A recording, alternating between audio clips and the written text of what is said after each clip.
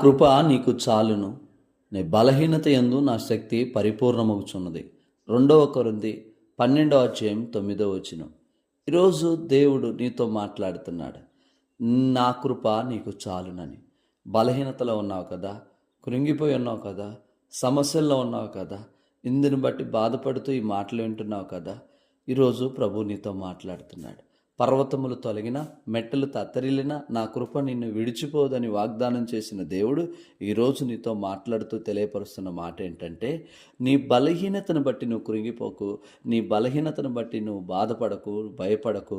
ఎందుకంటే ఆ బలహీనతను జయించగలిగిన, ఆ బలహీనత కంటే గొప్పదైన నా కృప నీకు చాలు అని నీతో మాట్లాడుతున్నాడు. అపోస్తులుడైన పౌలు ఇలాంటి పరిస్థితుల్లోనే తనకున్న బలహీనతను బట్టి ప్రభు సన్నిధిలో ముమ్మారు ప్రార్థన చేసినట్లుగా వాక్యంలో మనం చూస్తున్నాం. అలాగనే అతను ప్రార్థన చేస్తున్నప్పుడు దేవుడు అతనికి ప్రత్యక్షమైనప్పుడు, అయ్యా నా కృప నీకు చాలా అయ్యా పౌలా, నీ బలహీనతలో నా శక్తి పరిపూర్ణమవుతున్నది కనుక ధైర్యం తెచ్చుకో, నా కృప నీ బలహీనత కంటే గొప్పది. నువ్వెప్పుడైతే బలహీనుడుగా ఉంటావో అప్పుడు నీ బలహీనత నిన్ను కృంగదీస్తూ ఉంటుందో అప్పుడు నా కృప నీ మీద అధికమై నా శక్తి పరిపూర్ణమవుచు నీ పక్షాన కార్యాలు చేస్తుందయ్యా అని పౌలుతో తెలియపరిచాడు. ఈ రోజున నీతో కూడా అదే దేవుడు మాట్లాడుతున్నాడు.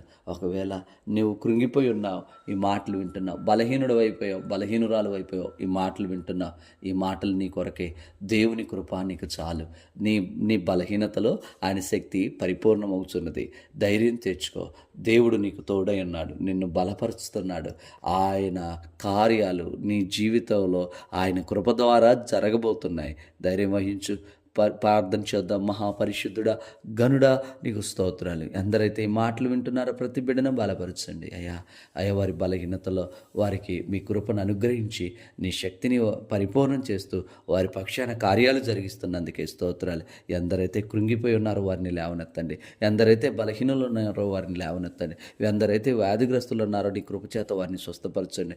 ఎందరైతే ప్రభు సమస్యల్లో ఉన్నారో, ఇరుకులు ఇబ్బందుల్లో ఉన్నారో నీ నామ విడుదల కలుగును గాక. ఆమేన్, ఆమేన్, ఆమేన్.